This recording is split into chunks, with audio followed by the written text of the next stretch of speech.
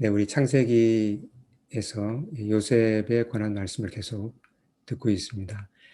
예, 그동안 요셉이 어떤 일을 했습니까? 애굽의 총리가 된 후에 그 형들을 회개시키고자 많은 예를 썼습니다.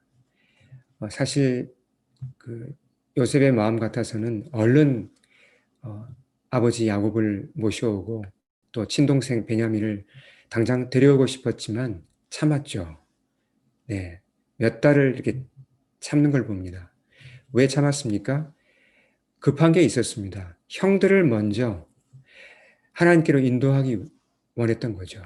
형들이 하나님을 인격적으로 만나서 새 사람이 되는 것, 이것이 요셉이 해야 할, 먼저 해야 할 일이었죠. 그걸 알았습니다. 그래서 참고 기다린 거죠.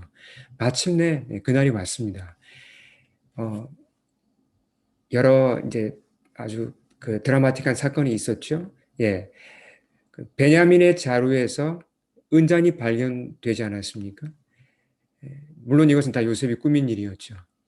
그래서 베냐민이 이제 그 막내 12번째 아들인 이제 베냐민이 어, 집으로 돌아가지 못하고 남아서 노예가 되어야 되는 그런 이제 일이 지금 벌어진 것입니다. 10명의 형들은 사실 잘못이 없다 그랬죠. 네, 그 청지기가 그랬습니다. 당신들은 잘못이 없으니까 자유롭게 고향으로 돌아가라 그랬습니다. 근데 형들이 돌아가지 않아요. 막내 동생을 두고 돌아가지 않고 비통한 마음으로 막내와 함께 다시 그 총리 앞으로 옵니다. 그리고 막내를 그냥 혼자 이렇게 두고 가기보다는 막내를 어떻게 했는지 보호하고자 합니다. 그 가운데 특히 유다가 어떻게 했습니까? 유다가 나서서 총리시여, 제가 이 아이를 대신해서 제가 노예가 되면 안 되겠습니까? 제가 노예가 되겠습니다. 이 아이는 풀어 주소서라고 간청하게 되죠. 형들이 변했습니다. 형들이 새 사람이 되었습니다. 하나님 앞에 회개했고 형들의 내면에 큰 변화가 일어났다는 걸 요셉이 확인했습니다. 그러자 마침내 요셉이 자신의 신분을 드디어 이제 공개하죠. 그것이 2절과 3절에 나와 있습니다. 우리 같이 한번 읽어볼까요? 2절, 3절 같이 읽겠습니다. 시작. 요셉이 큰 소리로 우니 애굽 사람에게 들리며 바로의 궁중에 들리더라. 요셉이 그 형들에게 이르되 나는 요셉이라. 내 아버지께서 아직 살아 계시니까. 자, 이것 요셉이 울었다 그랬습니다. 참, 크게 울었다 그랬죠. 어떤 울음이었습니까? 감격과 또 기쁨의 울음이었죠. 그동안은 사실 통력을 사이에 두고 형들과 요셉이 대화를 나누었습니다. 근데 총리가 그동안 통역을 통해서 말하던 총리가 갑자기 히브리어로 직접 자기들한테 말을 하니까 형들이 깜짝 놀라고 충격을 받았습니다. 그것도 놀랄 일인데 뭐라고 그럽니까? 총리 입에서 나는 요셉이라고 합니다. 까무러칠 일이죠. 예, 형들은 너무나 충격을 받아서 아무 말도 하지 못합니다. 이건 반가움보다도 어떤 감정이 앞섭니까? 말씀대로 보면 한탄과 근심이 그들을 사로잡습니다. 예, 당연한 일이죠. 이 형들이 어찌 요셉 앞에서 고개를 들 수 있겠습니까? 어,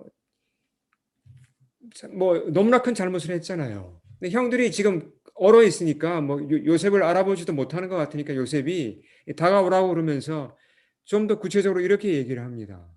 4절 보면 이렇게 얘기하죠. 당신들의 아우 나는 당신들의 아우 요셉이라고. 제가 요셉입니다. 근데 그다음에 한마디를 더 붙입니다. 뭐라고 덧붙입니까? 당신들이 애굽의 판자입니다.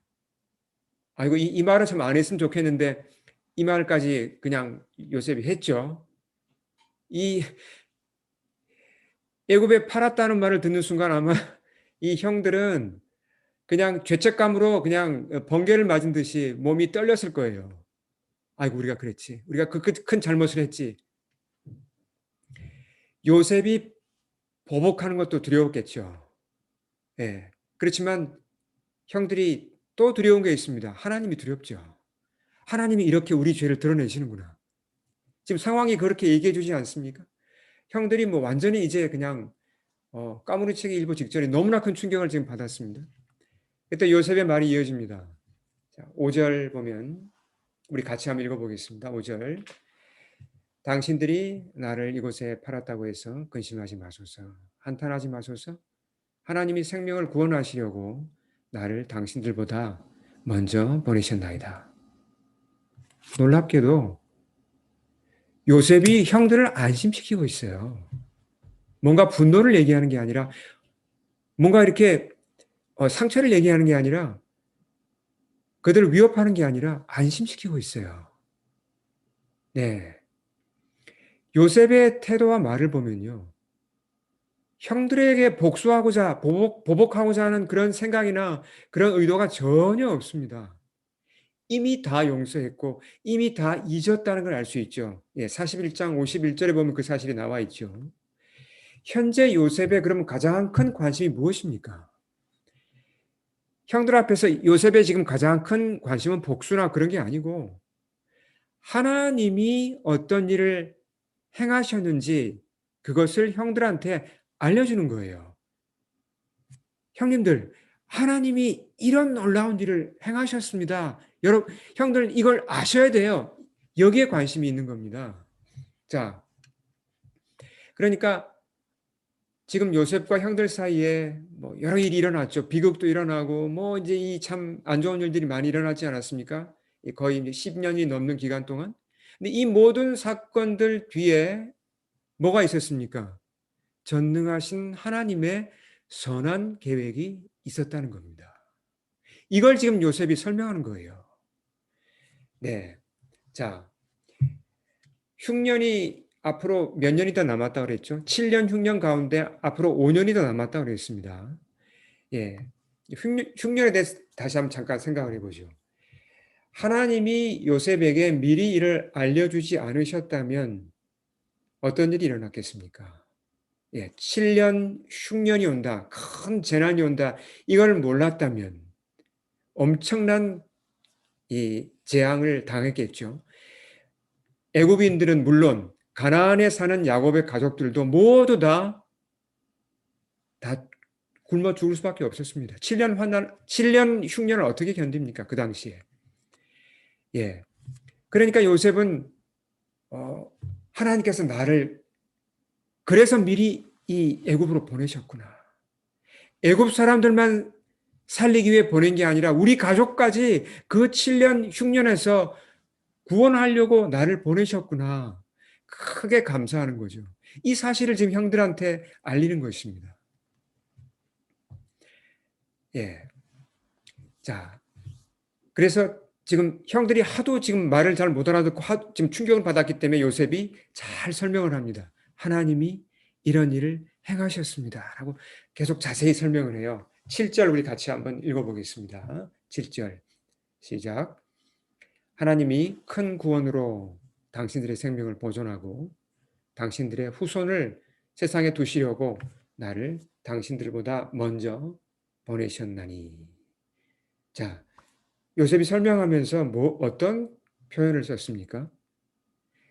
예, 큰 구원이라고 한글 성경에는 번역되어 있고요. 영어에는 이제 번역이 좀 다르지만 NIV에 보시면 The Great Deliverance라는 표현을 씁니다.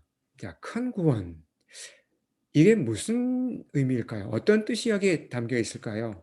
자, 1차적으로 이 말은 많은 사람들이 구원을 받는다는 얘기입니다. 흉년에서 구원을 받는 걸 얘기하죠. 큰 숫자의 사람들이 그 7년 흉년에서 살아남는다 이 얘기를 하는 겁니다. 그러니까 큰 구원이죠.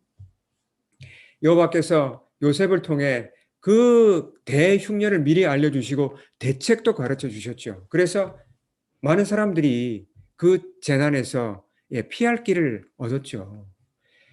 그래서 야곱의 가족들까지 그 주변 나라들까지 이 혜택을 입었습니다. 이것은 정말 역사의 길이 남을 대단히 큰 사건이었죠. 와, 그 이집트 사람과 가나안 사람들이 전멸할 수 있는 그 7년 흉년이었는데 그걸 미리 대비해서 살아남았구나. 수많은 사람들이 흉년을 통과했구나.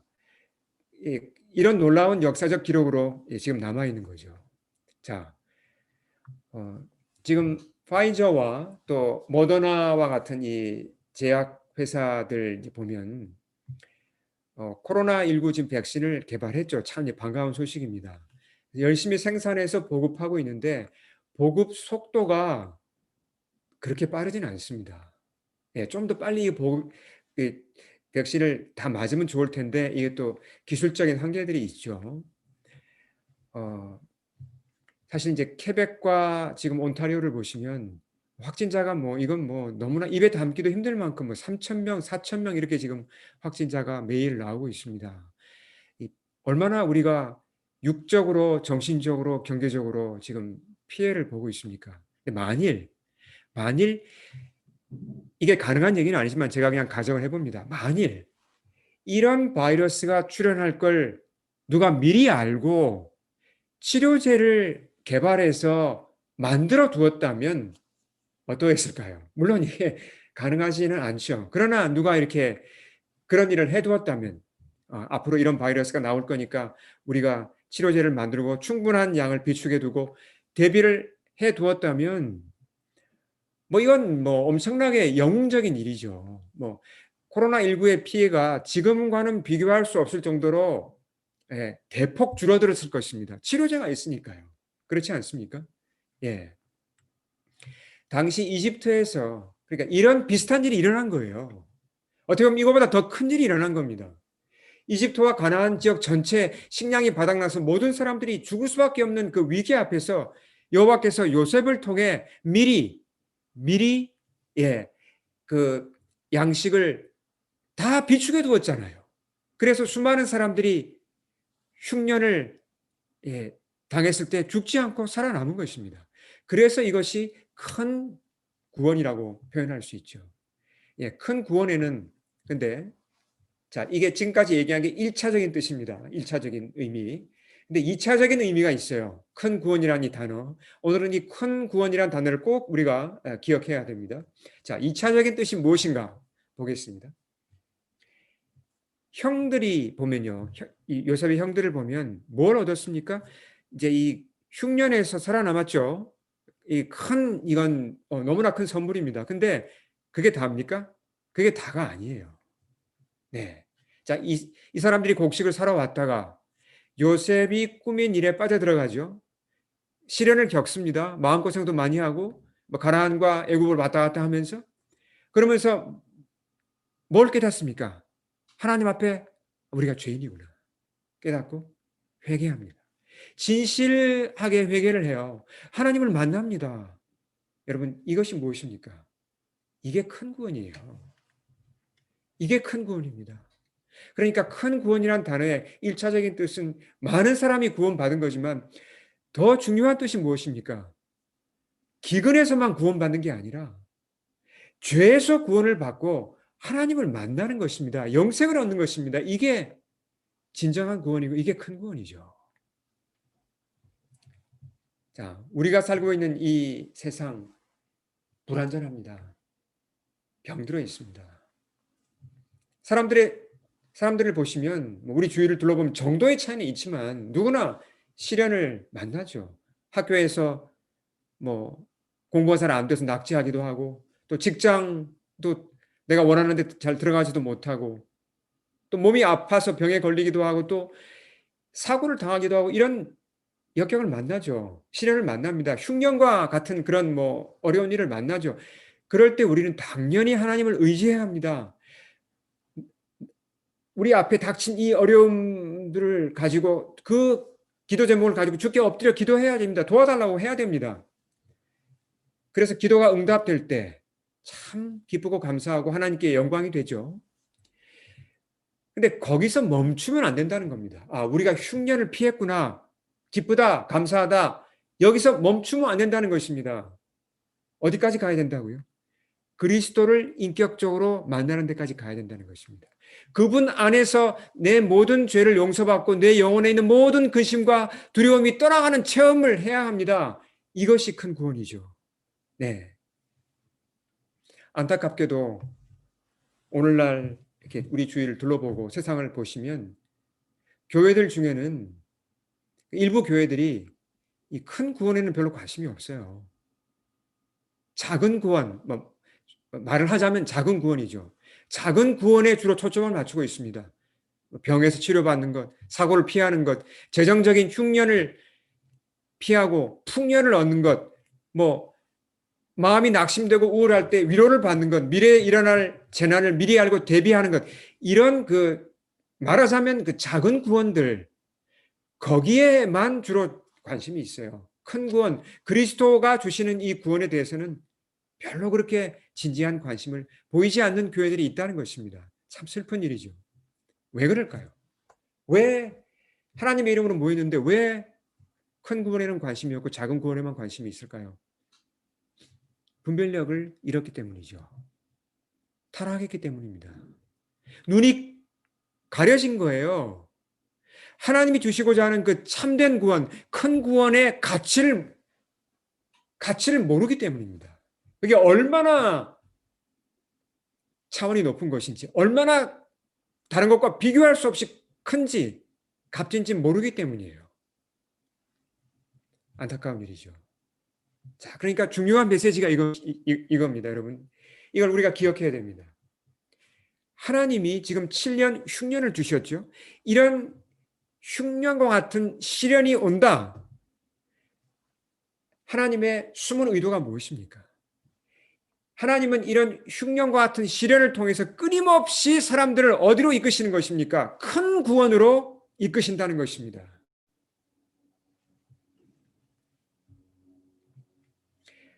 예, 벌써 2년이 됐네요. 2019년 가을에 호주에서 어마어마하게 큰 산불이 발생했죠. 예. 1년 넘게 그 산불이 계속 되지 않았습니까?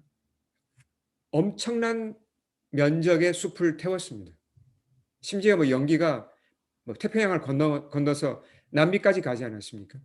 또 미국 서부에서 일어난 산불은 어떻습니까? 갈수록 그 규모가 커지고 있어요. 또 허리케인, 또 태풍, 이런 폭풍들이 더 자주 발생하고 강도는 더 점점 세워지고 있습니다. 기후 변화죠, 이것이. 비정상적인 기후 변화인데 왜 이런 기후 변화가 일어납니까? 잘 알고 있죠. 예. 기후 변화의 원인은 지구의 온난화입니다. 글로벌 워밍이죠. 그러니까 지구 평균 온도가 올라간다는 겁니다. 근데 왜 지구 평균 온도가 올라갑니까? 그 주범이 무엇입니까? 이산화탄소죠. 예. 우리가 다 알고 있는 사실입니다. 자, 이산화탄소가 어디서 배출되죠? 예, 자동차들이 배출합니다. 공장에서 엄청난 양의 CO2 가스가 뿜어져 나옵니다. 과학자들이 이 CO2를 줄이기 위해서 많은 연구를 하고 있죠. 예를 들면 지금 전기 자동차를 예, 그 보급을 늘리고 또 플라스틱 사용을 줄이고 여러 방법들이 있습니다. 근데 확실한 방법이 하나 있어요. CO2를 해결하는 아주 분명한 방법이 있습니다. 없는 게 아니에요. 아주 분명하게 있어요. 그러니까 CO2를 획기적으로 줄여서 지구 온난화 문제를 해결할 수 있는 길이 있습니다. 그게 뭐냐면 제가 이제 설명을 하겠는데 이 CO2라는 게 탄소 아닙니까? 탄소 CO2는 이제 주로 탄소와 산소인데 거기서 문제가 되는 게 탄소죠. 카본. 이 탄소를 흙 속에 저장하면 됩니다. 그러면 다 해결돼요. 자, 이건 제가 설명해 보겠습니다. 뭘 얘기하는 건지. 건강한 땅을 보시면 건강한 땅. 그 표면이 각종 풀로 덮여 있죠. 농토이든 이게 그냥 또는 초원이든 풀로 덮여 있습니다. 근데 이 식물들이 뿌리를 그 토양에다가 내리고 있죠. 우리가 지난주에도 잠깐 살펴보았습니다. 이 흙 속에, 토양 속에 영양분만 있는 게 아니라 뭐가 많이 있다 그랬죠? 미생물. 미생물이 엄청난 숫자의 다양한 미생물들이 살고 있습니다. 이 미생물들이 이 토양을 살리고 아주 건강하게 만드는 것이거든요. 식물이 보면 식물이 광합성을 하잖아요. 그래서 식물이 자라죠. 광합성에 필요한 것이 CO2입니다. 예, 이산화탄소를 흡수하죠. 공기 중에 있는 CO2를 흡수해서 식물이 광합성을 해서 자랍니다. 근데 이렇게 흡수된 CO2, 그중에 탄소 중에 40%, 무려 40%가 뿌리로 흘러가요. 뿌리로 들어갑니다. 근데 뿌리로 간 그 탄소가 어떻게 되는가? 뿌리 그 주변에 미생물들이 가득합니다. 일종의 공생 관계죠. 흡수한 탄소를 이 식물의 뿌리와 이 미생물들이 이 합작을 해요. 그러니까 협력을 해서 일종의 단백질을 만들어서 저장을 해둡니다. 그러니까 계속 탄소가 식물 속으로 빨려 들어가서 흙 속으로 들어가 거기에 저장된다는 거죠. 그러니까 간단하게 말하면 식물은 대기 중에 CO2를 흡수해서 흙에 저장한다는 것입니다. 현재 세상에 있는 이 많은 농토들이 있죠. 예, 농경지들. 이 농토를 잘 관리하기만 하면 CO2 문제는 깨끗하게 해결됩니다. CO2는 계속 발생하죠. 공장에서 나옵니다. 자동차에서 나옵니다. 축산업에서 나옵니다. 배출되는 이 모든 탄소를 현재 농토 속에, 흙 속에 다 저장하고도 공간이 남아요. 예, 충분히 저장할 수 있습니다. 근데 문제가 있어요. 농토가 건강하지 못하다는 거예요. 탄소를 저장하는 능력을 가지려면 농토가 건강해야 되는데 대부분의 농토들이 건강하지 못하다는 것입니다. 왜요? 농약을 쓰잖아요. 인공 비료를 쓰잖아요. 화학 비료를요. 그러니까 문제가 뭐냐면 농약에 미생물이 죽어요. 화학 비료를 쓰기 때문에 미생물이 거기 살 수가 없는 것입니다. 미생물이 죽은 땅은 이건 사실은 이 기능을 상실한 땅입니다. 예를 들어서 밀농사를 지으면 우리 캐나다에 참 밀밭이 많죠. 밀농사를 지으면 밀은 수확할 수 있어요. 왜요? 비료를 주잖아요. 그리고 농약을 뿌리니까 밀은 수확할 수 있습니다. 근데 밀밭이 대기 중에 있는 CO2를 빨아들여서 흙 속에 저장하는 그 기능을 하지 못합니다. 왜요? 뭐가 없기 때문에요? 흙 속에 미생물이 없기 때문이에요. 이미 다 죽었기 때문이죠. 근데 이런 밭이라도 이런 이미 한번 오염된 밭이라도 되살릴 수 있습니다. 농약을 줄이면 돼요. 화학 비료를 줄이면 돼요. 점점점 줄여서 나중에 없애면 되겠죠. 그러면 다시 미생물이 찾아와서 번식하고 땅이 살아나기 시작합니다. 건강해지면 농토가 건강해지면 공기 중에 있는 CO2를 식물을 통해서 흡수해 가지고 흙이 그 탄소를 저장할 수 있어요. 그러면 탄소 문제가 다 해결되는 것입니다. 전 세계가 협력해서 이런 방법으로 농사를 지으면 CO2로 인한 지구 온난화 문제는 깨끗하게 해결될 수 있습니다. 이것이 과학자들이 밝힌 거예요. 자, 2015년에 프랑스 파리에서 유엔이 주최한 중요한 회의가 열렸습니다. 이제 파리 기후 협정이라고 부르죠, 이것을. 어떤 이 안건이었냐면 탄소 배출을 줄이기 위해 CO2, 탄소 배출을 줄이기 위해서 우리가 뭘 해야 되는가? 세계인들이 어떤 대책을 세워야 되고 어떻게 실천해야 되는가? 이 회의를 한 겁니다. 여러 주제가 있었는데 그중에 한 가지가 우리가 오늘 방금 얘기한 그 내용입니다. 토양을 되살려서 거기에 탄소를 저장하자. 예. 이것이 정말 이거 획기적인 방법이 맞다. 많은 그 세계 대표들이 여기 동의했고 이 운동을 우리가 함께 해나가자. 그렇게 이제 얘기가 된 겁니다. 근데 농약과 화학 비료를 사용하는 이 농법이 하루아침에 자연 농법으로 전부 바꿀 수는 없죠. 그래서 어떻게 이 협약을 했냐면 매년 조금씩 바꿔가자. 조금씩. 올해 1%, 내년에 2% 이런 식으로 조금씩 바꾸어 가면 농약을 조금 줄이고 비료도 조금 줄이고 이런 식으로 농토를 조금씩 살려가면 30년 후에는 이게 다 해결된다는 것입니다. 30년 동안 서서히 이렇게 농토를 다시 자연 친화적인 농법으로 바꿔서 농사를 지으면 농토가 살아나고 그러면 그 흙이 대기 중에 있는 모든 CO2, 불필요한 CO2를 다 흡수해서 지구 온난화 문제가 다 해결될 수 있다는 것입니다. 그래서 그렇게 협약이 세워지고 많은 나라들이 거기에 사인을 했어요. 근데 또 문제가 있습니다. 해법을 아는데 이렇게 하면 온난화 문제가 해결된다는 걸 아는데 이 해법을 받아들이기를 싫어하는 나라가 있다는 거예요. 주저하는 나라가 있다는 것입니다.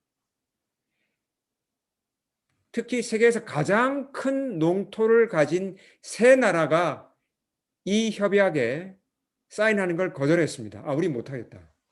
우린 그렇게 못하겠다. 그 나라가 어느 나라인지 아십니까? 중국, 인도, 그리고 미국이에요. 미국이 거기 들어갔다는 게 참 실망스럽죠. 이 협약에 사인하지 않았다는 건 뭘 얘기하는 겁니까? 우리는 농토를 살리고 지구 온난화에서 지구를 지키는 것보다 환경을 지키는 것보다 우선 돈 벌어야겠다. 이 얘기지 않습니까? 전문가들은 인류에게 시간이 그리 많이 남지 않았다고 경고해요. 2019년 11월 5일 세계 153개국 과학자 11,000여 명이 바이오 사이언스라는 학술지를 통해서 공동으로 성명을 발표했어요. 네. 그들이 뭐라고 얘기했냐면 인류가 그동안 환경 파괴를 막고자 여러 가지 협약을 했지만 잘 지켜지지 않았다. 온실가스, CO2와 같은 온실가스 배출은 여전히 빠르게 증가하고 있다. 이렇게 얘기했습니다. 그리고 이런 상태로 계속 간다면 20년 후에는 20년입니다. 20년 후에는 지구 평균 온도가 15.5도까지 올라갈 것이고 지구 환경은 인류가 이제 아무리 노력해도 복구 불가능한 상태가 될 것이라고 그렇게 경고했습니다. 그러니까 20년 안에 뭔가 의미 있는 일을 실천하지 않으면 이제 되돌리기 어렵다는 얘기죠. 이런 경고에도 불구하고 많은 정치인들은 환경 정책을 잘해야 될 거 아닙니까? 근데 정치인들이 물론 다 그렇지는 않지만 이 정치인들이 인류의 미래보다 환경보다 어디에 더 마음을 씁니까? 자기의 표에 더 마음을 씁니다. 농업 관련 그런 큰 기업들은 토양을 살리는 것에 마음을 쓰는 게 아니라 수익을 어떻게 더 올리는가 거기서 못 벗어나요. 참 이 안타까운 문제죠. 우리와 같은 보통 사람들은 어떻습니까? 이런 경고를 들을 때는 잠시 걱정해요. 이거 큰일 났네. 어떡하지? 근데 이게 얼마 안 가요. 금방 잊어버립니다. 보니까 다른 사람들은 크게 신경도 안 쓰는 것 같은데 환경 문제에 나 혼자 신경 쓴다고 이게 해결될까? 그냥 대충 살지. 이렇게 된다는 거죠. 자, 분별력을 잃은 거예요, 우리가. 정치가들도, 기업들도, 모든 사람들이 사실은 분별력을 잃은 겁니다. 악화되어가는 이 지구 환경은 대단히 심각한 문제예요. 이 간단한 문제가 절대로 아닙니다. 이러한 상황에서 그러면 하나님이 인류에게 바라시는 게 뭘까요? 하나님이 뭘 바라실까요? 점점 더 병들어가는 지구가 보내오는 이 경고를 보고 들으면서 정신을 차리라는 것입니다. 더 큰 재난이 오기 전에 서로 힘을 합하여서 환경 파괴를 막고자 최선을 다하라는 거죠. 하나님이 우리에게 바라시는 게 맞습니다. 이게 성경적인 메시지죠. 근데 거기에 머물면 안 돼요. 하나님이 우리에게 바라시는 더 중요한 게 있습니다. 이런 지금 지구환경 파괴라는 심각한 문제에 처한 우리를 향하여 하나님이 바라시는 더 중요한 건 뭐냐면 우리가 작은 구원에만 머물지 말고 큰 구원을 바라고 거기로 가야 된다는 것입니다. 작은 구원이 무엇입니까? 비유하자면 지금 환경 파괴에서 회복되는 거죠. 예, 우리가 다시 이 기후 문제를 해결하고 이런 병든 농토를 살리고 그렇게 해서 이 병들어가는 지구를 살리는 것, 이건 작은 구원이라고 할 수 있습니다. 이것도 중요합니다. 그러나 더 중요한 건 무엇입니까? 큰 구원입니다. 어떤 거죠? 그리스도를 믿음으로써 하나님의 자녀가 되고 그분과 동행하는 새로운 삶입니다. 이걸 놓치면 아무리 작은 구원을 내가 받아도 그건 한계가 있는 것이고 갇혀 있는 것이고 그것은 진정한 구원이 아니죠. 네. 그러니까 우리가 하나님의 메시지를 들어야 합니다. 제가 왜 이렇게 길게 환경 문제를 얘기하는가? 우리가 크리스찬으로서 환경 문제에 마음을 써야 되죠. 움직여야 합니다. 그것도 맞습니다. 근데 거기서 한 걸음 더 나아가서 정신을 차리고 우리가 하나님의 메시지, 큰 구원에 관심을 가져야 된다. 내가 지금 잘 때가 아니지. 내가 진짜 큰 구원을 받았나? 진정한 구원을 받았나? 내가 그 구원 안에 들어있나? 확인해야 한다는 것입니다. 자, 하나님이 주시는 큰 구원을 받으면, 진정한 구원을 받으면 우리 삶에 근본적인 변화가 일어나요. 예, 그것이 요셉의 삶에 잘 드러납니다. 과거 요셉을 보면요. 그가 10대 소년이었을 때 아버지 야곱의 사랑을 독차지했죠. 야곱이 편애하지 않았습니까? 응석바지로 자랐습니다. 요셉이 보면요. 형들의 입장을 별로 이해하지 못했어요. 형들이 얼마나 나만 아버지가 편애하면 형들이 얼마나 힘들까 이런 거 생각 못했습니다. 형들의 아픔을 헤아리지도 못했고 이해하지도 못했죠. 근데 애굽으로 팔려갔습니다. 노예 생활을 하면서 그는 하나님이 주시는 큰 구원, 진정한 구원을 받아요. 그 사실이 성경에 이렇게 나타나 있습니다. 39장 2절을 우리 같이 한번 읽겠습니다. 시작. 여호와께서 요셉과 함께 하심으로 그가 형통한 자가 되어. 네. 하나님이 함께 하셨다는 것은 요셉이 주님을 영접했고 인격적으로 만났고 그분을 따라가기 시작했다는 것입니다. 동행하기 시작했다는 것입니다. 이게 구원이죠. 그 결과 많은 변화가 왔습니다. 요셉의 인생에. 근데 그중에 우리가 기억해야 할 것이 뭐냐면 요셉의 관점이 달라졌다는 거예요. 세상을 보는 관점, 사람들을 보는 관점, 시각이 달라졌다는 것입니다.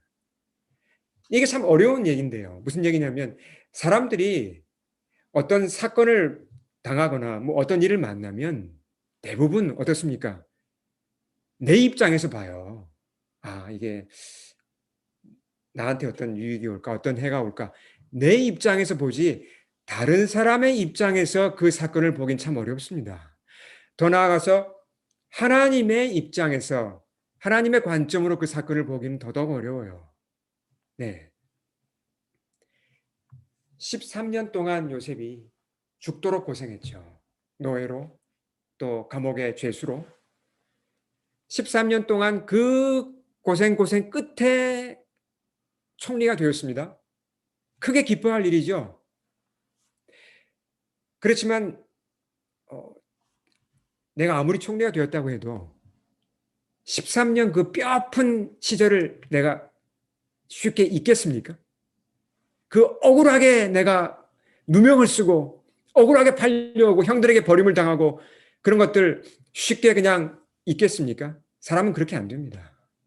응어리로 남죠. 트라우마로 남습니다. 귀공자처럼 살았던 그가 왜 하루아침에 노예가 되어서 말도 통하지 않는 애굽으로 팔려왔습니까? 형들이죠. 형들이 그를 죽이고자 하다가 팔아버렸기 때문에 그런 끔찍한 비극이 요셉의 인생에 일어난 것입니다. 이 사건은요. 요셉의 인생에 정말 지울 수 없는 커다란 흉터일 수밖에 없죠. 근데 그래서 총리가 되었습니다. 그리고 형들이 또 제발로 찾아왔죠. 식량도 지금 이제 요셉이 쥐고 있지 않습니까? 당당하게 이제 형들의 죄를 문책할 수 있죠. 내가 식량은 주겠다. 당신들 그때 나한테 왜 그랬냐? 따질 수 있죠. 죄를 묻고 복수할 수 있습니다. 응징할 수 있습니다. 당신들 때문에 죄도 없는 내가 여기로 끌려와서 이렇게 끔찍한 고통을 당했다고, 잃어버린 13년 당신들이 책임질 수 있냐고 그렇게 따질 수 있습니다. 따져도 아무 할 말이 없는 거죠. 근데 요셉이 전혀 다른 말을 해요. 요셉의 관점이 전혀 다릅니다. 자, 7절과 8절 우리 같이 읽겠습니다. 7절, 8절 시작. 하나님이 큰 구원으로 당신들의 생명을 보존하고 당신들의 후손을 세상에 두시려고 나를 당신들보다 먼저 보내셨나니 그런즉 나를 이리로 보내니는 당신들이 아니요 하나님이시라. 이건 꾸민 말이 아니라 그냥 진심으로 하는 얘기예요. 나를 이리로 보낸 자는 당신들이 아니요 하나님이시라. 관점이 완전히 다릅니다. 지금 요셉의 관점이요. 사실 요셉이 피해자잖아요. 피해자죠. 피해자의 입장에서 그 사건을 근데 보지 않아요. 하나님이 알려주신 관점에서 그 사건을 봅니다. 네. 구원을 받으면 이게 되는 겁니다. 겉으로는 비극적인 사건이었습니다. 겉으로는 많은 걸 잃어버렸습니다. 13년 끔찍한 세월이었습니다. 그러나 구원을 받고 보니 그 속에 하나님의 선한 계획이 들어있어요. 이게 보여요. 네. 요셉의 시각이 이렇게 넓어진 것입니다.